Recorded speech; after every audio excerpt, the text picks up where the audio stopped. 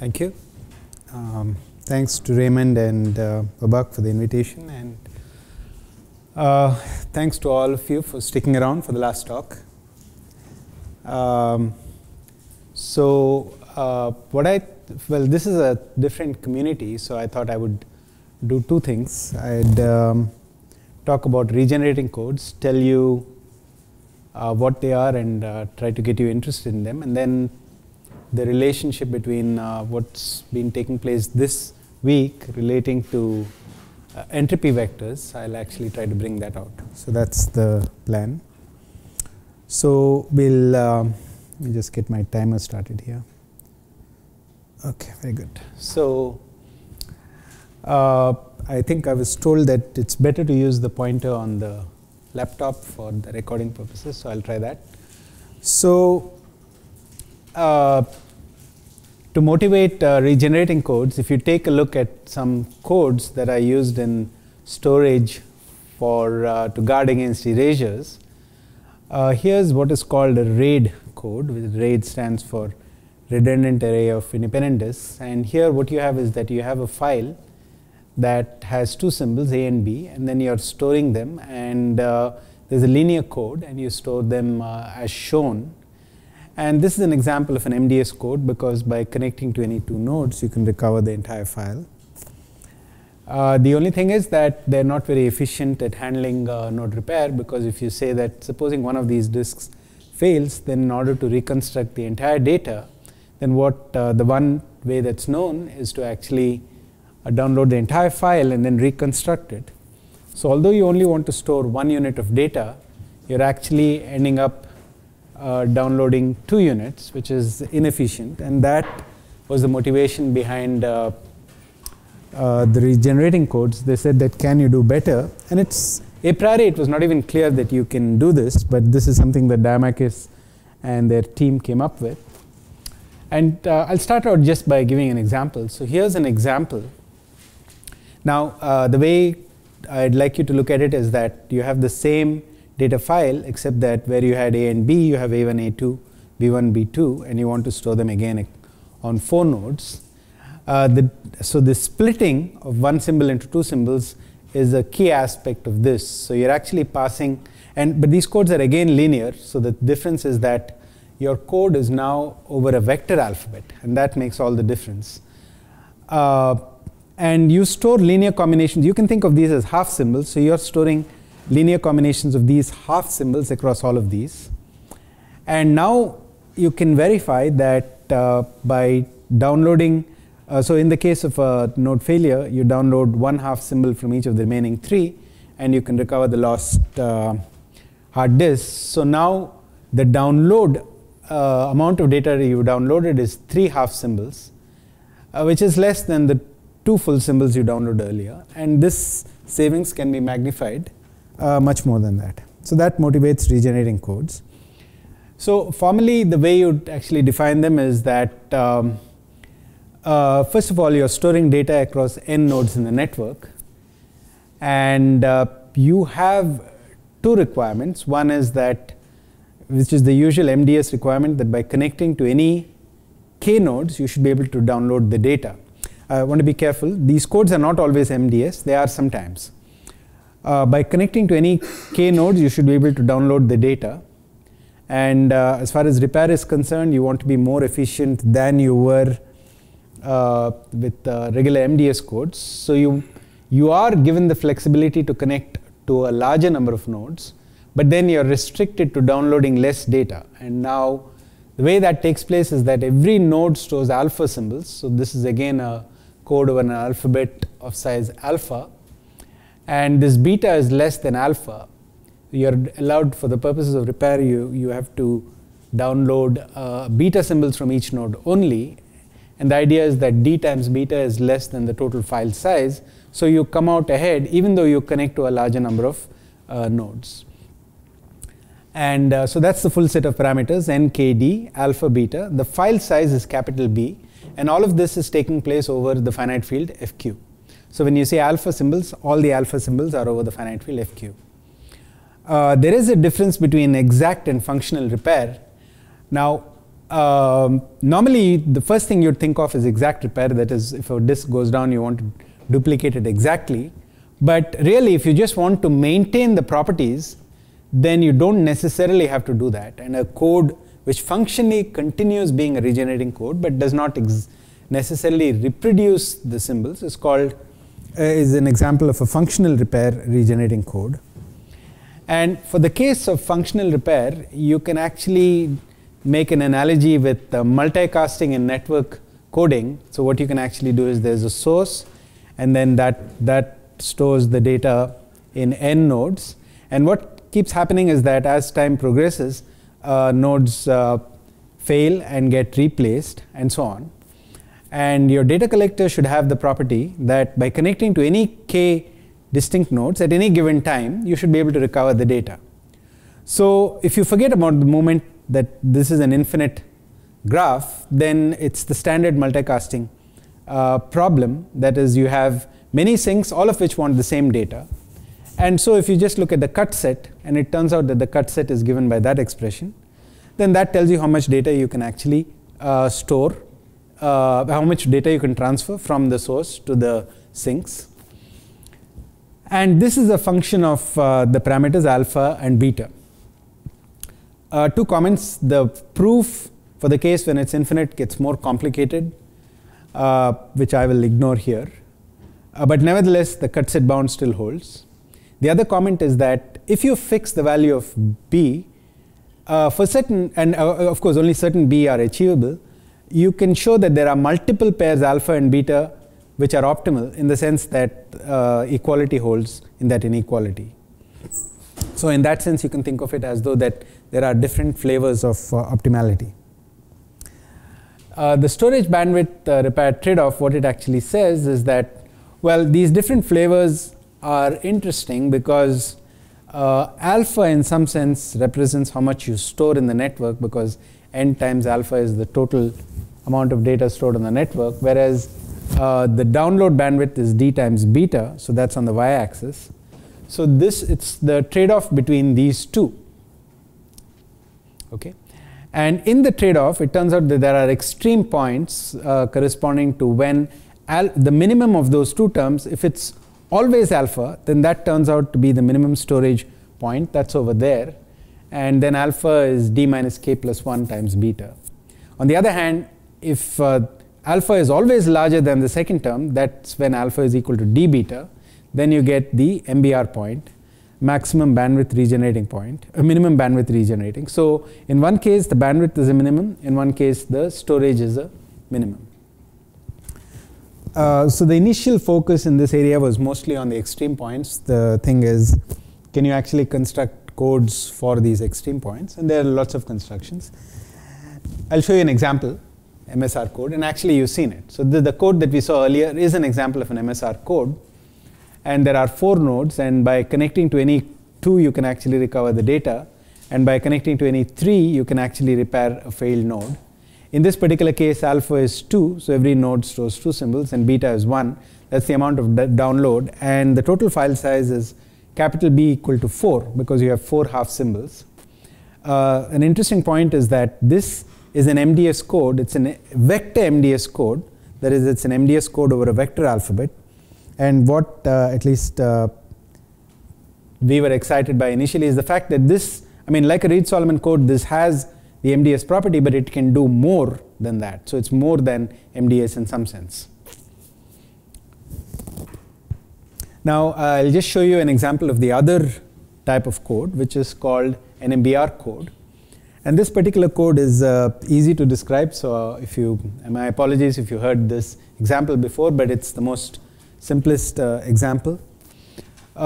This construction is due to a couple of students of mine, Niharsha and Rashmi, who did their masters with me. And it can be described very easily. So to begin with, let's say that you want to store a file that's comprised of 9 units of data. So the first thing that you do is you actually add a parity check. Okay. So now you have 10 symbols, and clearly from these 10 symbols, if you recover any 9, you can recover the entire file. Then what you do is you set up a pentagon. So this data is supposed to be stored across 5 nodes in the network. And the Pentagon is completely connected. Let's assume that. So there are 5, choose 2 or 10 edges. And you put one symbol on each of the edges. Okay, so that way you got all the edges covered. And now you store in each node whatever data is on the edges leading up to that node. So for example, at the node on top, you store 2, 5, 6 and P, because that's the data that's there on the edges leading up to that node. And similarly for all the other nodes. Okay? So now what you've done is you've finished encoding. At this point, you're done. You've taken your data and you encoded it. You've stored parts of the file on each of the nodes. There are 5 nodes, so n is 5 in this case, and alpha is 4. You're storing 4 symbols in each node. And it turns out that this code is good for k equal to 3. That is, you can download the data by connecting to any 3 nodes. Okay?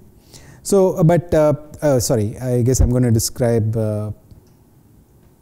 how it handles node failure first, which is the easier part. So you should be able to, as claimed, repair by transfer. So if that first node fails, you should be able to repair it simply by transferring data. And that's clear because every node shared one symbol in common with another node. So it just requires requests for help from these. So for example, the node on top requests P, 5, 2 and 6 from the other 4 nodes, which it shared in common with them. And once it gets that, it's repaired. So all you do is you just transfer. And this is minimum bandwidth regenerating, because clearly you cannot regenerate by downloading any less amount of data. So that is the beauty of this particular code. It's simple, it's optimal, and it's one of the extreme points. Now, what happens to data collector? So I said it has the k out of n property, just like a Reed-Solomon code, although this is not MDS. By connecting to any 3 nodes, you can recover the entire file, and it's easy to see that because if you connect to 3 nodes, then the total number of symbols is 12, but they share 3 in common. So you have 9 distinct symbols, but that's enough to recover the file. In fact, the only symbol that you're really missing by connecting to these 3 nodes, since every symbol is shared between 2 nodes, is this common symbol between these 2 nodes. But you can afford to miss one symbol because you pre-coded your information at the start. Okay? So that way the data collector can recover the data. And that's about it. Okay, so this is the quick introduction to the regenerating codes and all the initial interest in the extreme points of the trade-off. Then subsequently there was interest in the interior points. And there is, it turns out that even the constructions even for the interior are of interest. For example, if you take an MBR code, its maximum rate is limited to half. You cannot get the amount of data message symbols, number of message symbols to the total amount of data stored is at most 1/2. So you cannot get high rate codes using MBR. MSR codes can be as high as you want, but then they are difficult to construct and they have some problems with packetization level, etc. So it's possible that you have different flavors of codes which are, from a practical point of view, better in the interior than at the corner point. So there is some interest in this particular class of codes. But it turned out that if you focus on exact repair, that the interior points are not achievable. Okay. There is a caveat here. There is a small region here which is actually unknown, and it turns out that we were able to construct some codes there. But for the bulk of this trade-off, for all the portion that's shown in red, it is not possible to construct an exact repair code. Of course, the question is, can you approach it asymptotically? But we'll come back to that. So this again is a result that Nihar and Rashmi actually proved. And I'll tell you about how this proof, they came up with this proof. So I'll introduce some notation. So here there are, so going back to this example with 5 nodes. So the first set of variables correspond to random variables that tell you what is stored in each of the nodes. So that's W1, W2, W3, W4, W5. Then the second set of random variables tells you what is the data you send from one node to another for the purposes of repair. So for example, if you have S sub 1 sub 2, then that's the data that's sent for repair of node 2 from node 1. And S sub 1 sub 2 is different from S sub 2 sub 1. Okay? So these are the variables that are of interest here. So in total, you have n nodes, so n variables for the n nodes, and then you have n times n minus 1 for the repair data. So that makes for a total of n plus n to n minus 1, so that's n squared.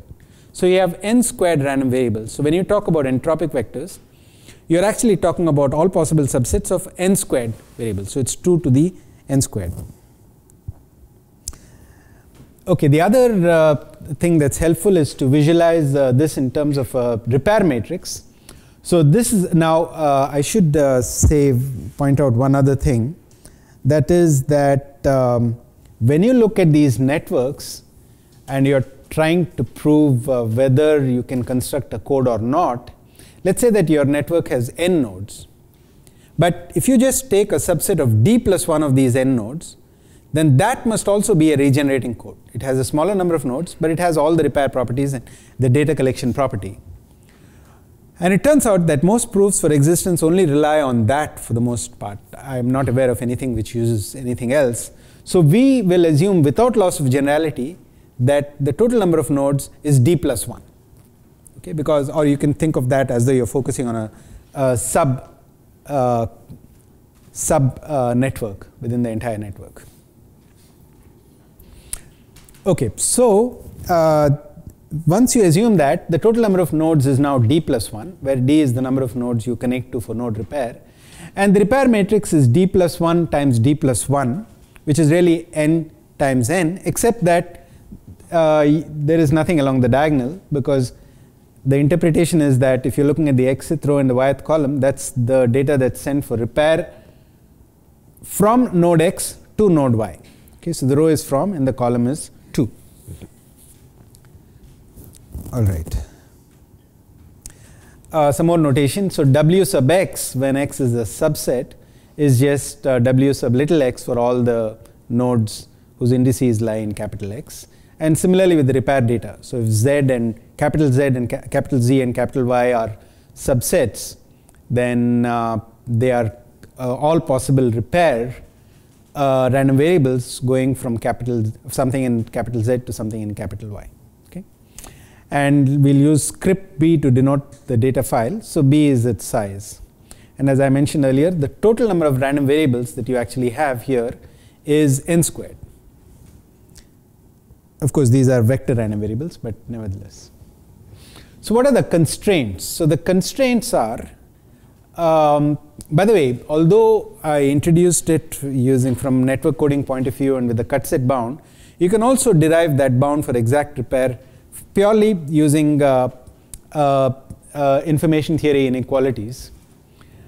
So the inequalities that you have to keep in mind when you're trying to see whether a code exists or not are, first of all, that the entropy of every node is less than or equal to alpha. The entropy of any repair random variable is less than or equal to beta. The data collection property says that, well, if you connect to a subset of nodes whose size is k or more, then the conditional entropy is 0 because you recover the entire file. The contents of any one node are completely a function of the file, so that's also 0. And the repair data that's going out of a particular node, given the node's contents, of course there's no entropy there. And the last one says that you can repair node I if you have repair data coming in from at least d nodes. So that's the repair property. So these are the inequalities that are there imposed by the requirements of a regenerating code on top of whatever Shannon inequalities you have.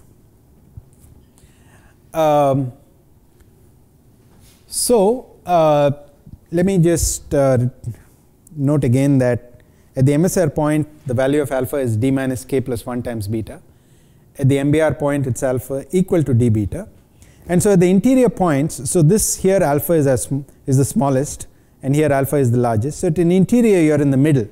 So let's say that it's d minus mu times beta, where mu is something between 1 and k minus 2. So this mu will turn out to be an important parameter because it comes up in the proofs anyway. And as I mentioned earlier, we are assuming without loss of generality that n is equal to d plus 1. So for the purposes of this proof, you can assume that you have a network where the number of nodes is n prime equal to d plus 1, all other parameters remaining the same. Now, the exact repair file size bound, okay. So let's say that this is a partitioning of the set of indices, n indices, x, y, and z, that's disjoint. And let's partition them in such a way. Now, keeping in mind that you're looking at an interior point corresponding to a certain value of mu, you're partitioning it so that the number of nodes in x is mu plus 1. The number of nodes in y, the number of indices of nodes in y is k minus mu plus 1. So together, if you look at x and y, you have enough indices corresponding to nodes which will allow you to recover the entire data. And z, those indices correspond to all the other nodes. So now, the total size of the file is the joint entropy of wx, sy, and szy. So what is so wx is the data in mu plus 1 nodes. S sub y is the entropy in the repair data going from nodes in y to nodes in y. Of course, we assume I is greater than j. And similarly, szy is going from nodes with subscripts in z to nodes with subscripts in y. So here, I think I have a picture that will actually make this a little bit clearer. So here's your repair matrix. So here, so the color coding is supposed to tell you which random variables whose joint entropy gives you the entire file. Now, this thing can be a little bit confusing, but the point here is that this is the mu plus 1 nodes that corresponds to x, and here you have access to wx. That means you have the access to the repair data coming out of these nodes to any other node. So when you know wx, you know all of these random variables because their conditional entropy given wx is 0.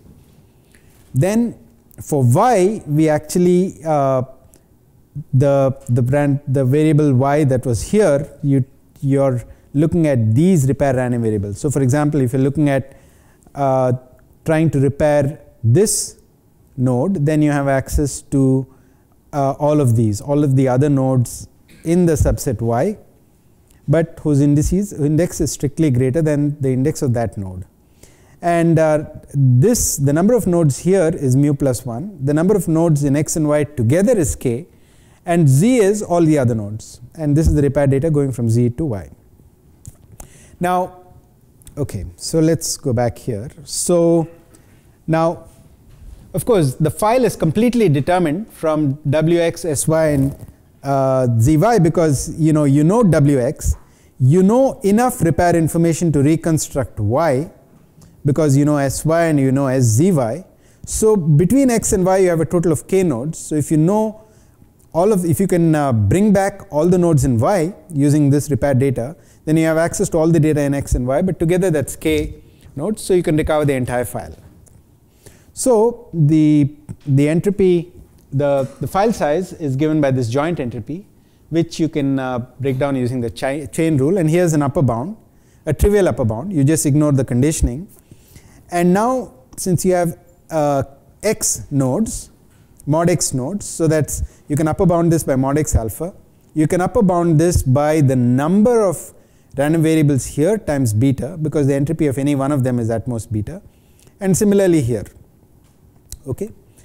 So, and it turns out that if an exact repair code in the interior meets the cut set bound, then you must have equality, that is, this must be equal to this. So that is saying with respect to this figure that all of these random variables are actually independent. That is, the data in here, they're all independent, and each one of them has entropy equal to beta. However, it turns out, and this was shown by Nihar and Rashmi, that every row of R, this repair matrix, has entropy at most beta. What does that mean?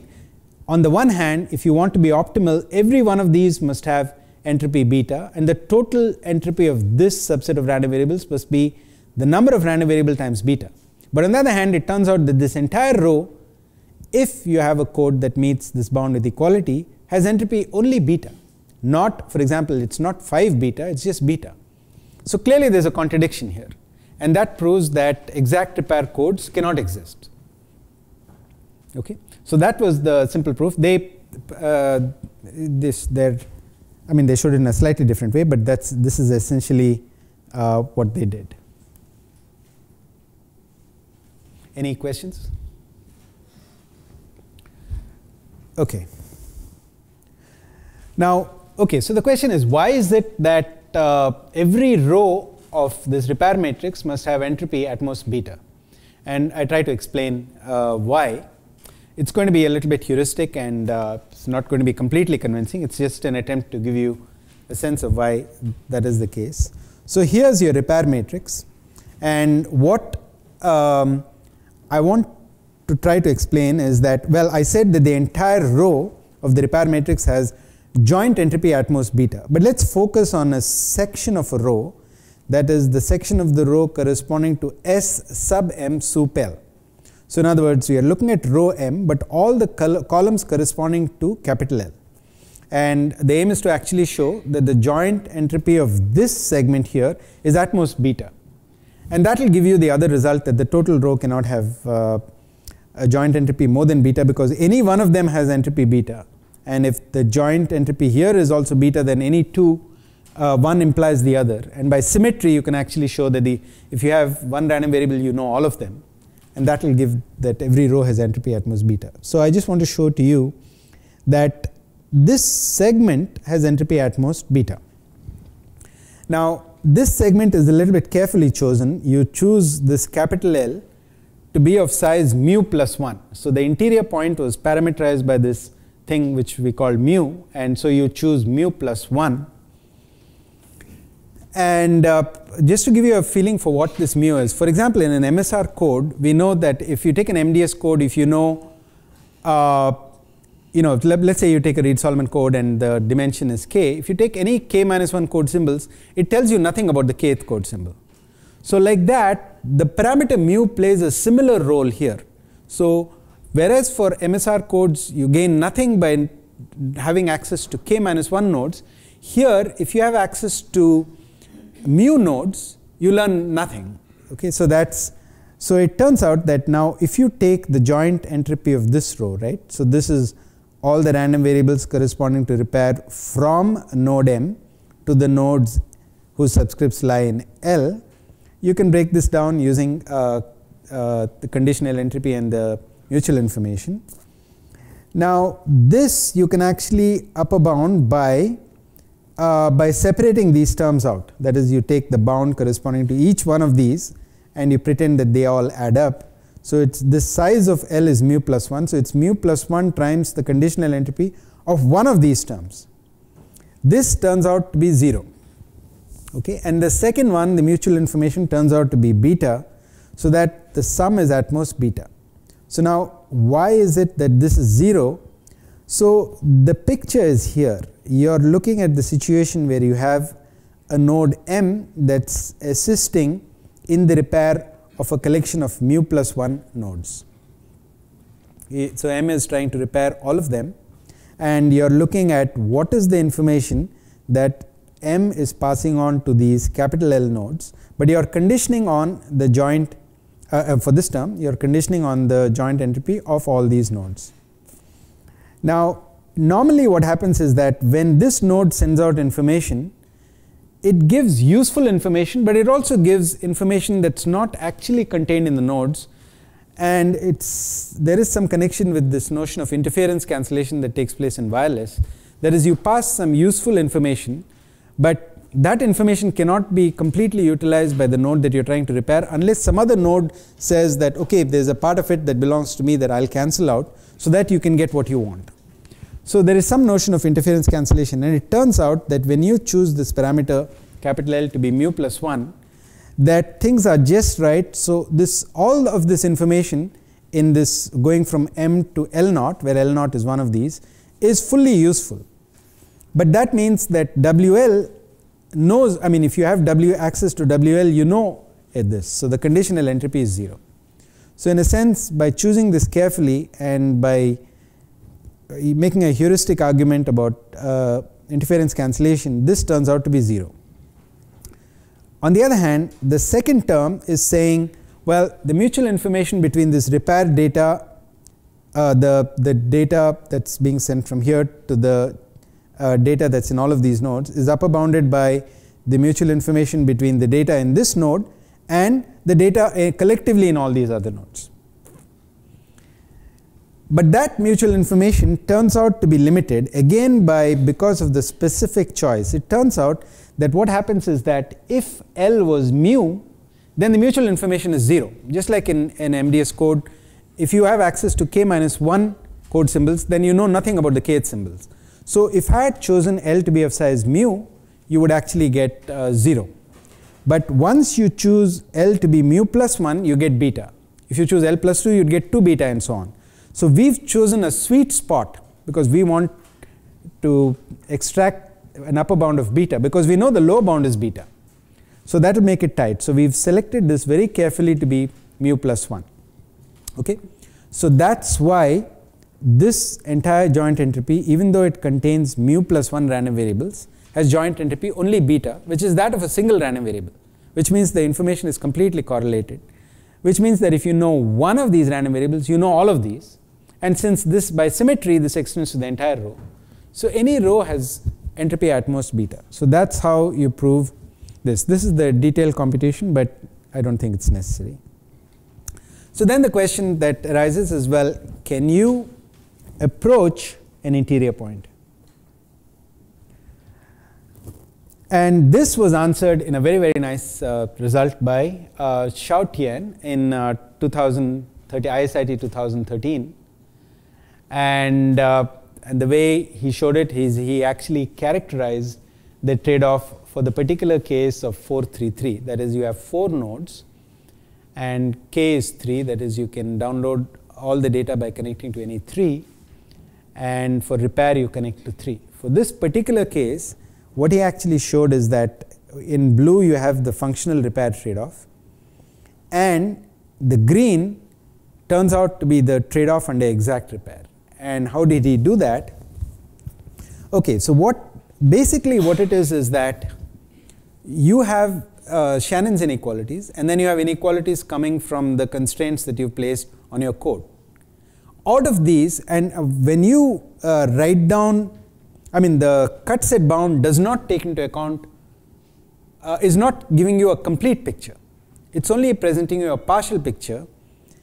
And so contained within this set of inequalities, there are other inequalities. The question is, how do you actually pull them out?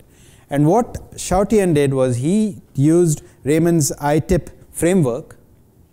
But it turns out that you can't only use the framework because the number of variables is too large, because you're running into 2 to the 16 minus 1 is the length of your entropic vectors. So he used symmetry to cut down the size and make things manageable. So he asked, how small can I make beta without violating any of the inequalities? And he was able to lower it to this point, and he found that if you went below this line, he would violate. So he actually got this point, and he was able to track down the inequalities, and he was able to put them down in his paper, although it's kind of long, it's lengthy derivation. He was able to put down this line. And so now the question is, how do you know it's exact? Well, he was able to construct a code. So these codes were known in the literature. He constructed a code from here, and using space sharing, you can actually show that you can construct codes for the other points. So that's how he actually showed this, and this was very nice. So actually, Damakis had an offer of or 12 bottles of ouzo for anyone who would actually prove this. And so Xiao, he had the opportunity to get it. I'm not sure if he actually took it up or not. I learned that he actually instead got a case of red wine. He got a case of red wine, okay.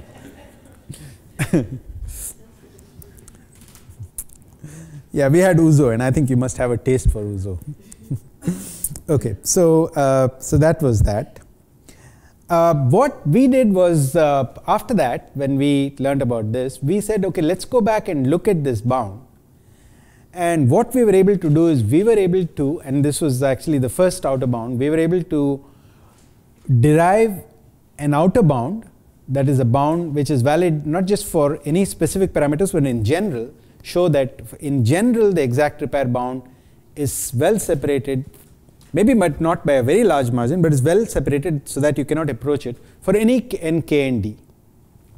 And our result, it coincides with the exact repair trade-off of Tn for the 433 case. And we also at that point had derived the bound for the 544 case. And one other thing was, at that point we were also interested in constructing codes for the interior point. And we used a very simple layered construction for constructing codes for the interior point. And it turns out that Xiao-Tian, by strange coincidence, also was going in that direction. So we jointly published a paper which is here, which appeared I think in 2015, of a layered code.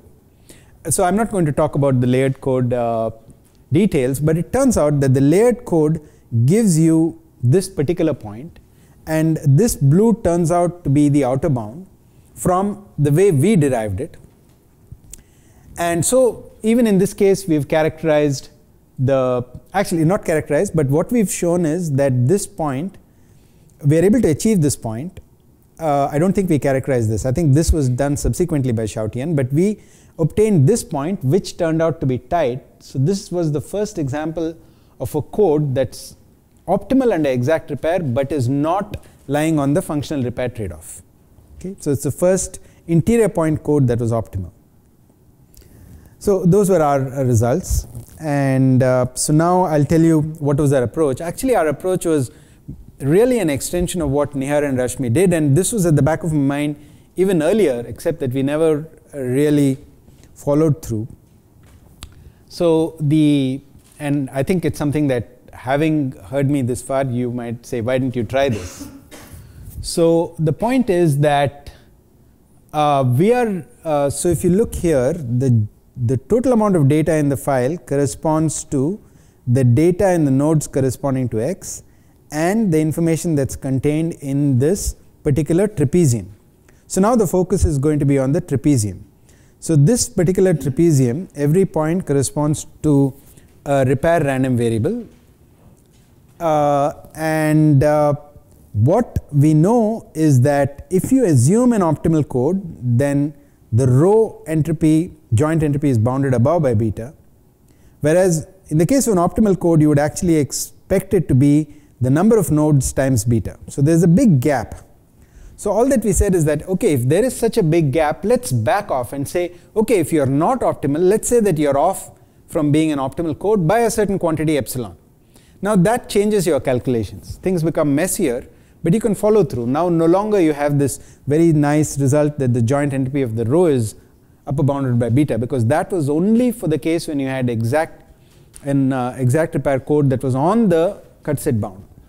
So we backed off from that by epsilon, and we kept saying, well, how much smaller can we make, do we need to make the file size before the contradiction is resolved? So that's all that we did. We kept backing off, and so here's a picture of this. So we backed off from the file size, and there was an upper bound on the joint entropy of the repair data contained in the trapezium, and there's a lower bound, and we kept lowering the file size until the contradiction went away, and that gave us the upper bound, and that's what I actually showed you. So it was just once we had the idea, it was just a question of following through and doing some calculations. Okay.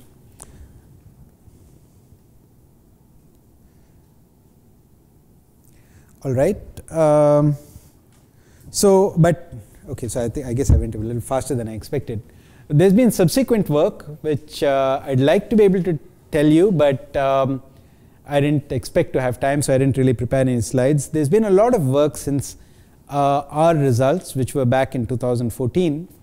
So there's work by Ivan Duursma, who was earlier here this week, when he took our thing, and what we were doing is we were focusing on the joint entropy of lines, like Nihar and Rashmi were. He actually extended to rectangles, and he said, well, let's take an arbitrary subset here and see, can't we bound that? And there were some other innovations as well. So he had obtained a tighter bound. Then he has a more recent bound, which, to be honest, I haven't read through in complete detail. There's another paper by Suhail Mohajer and Ravi Tandon, and what they do is, the general flavor seems to be this.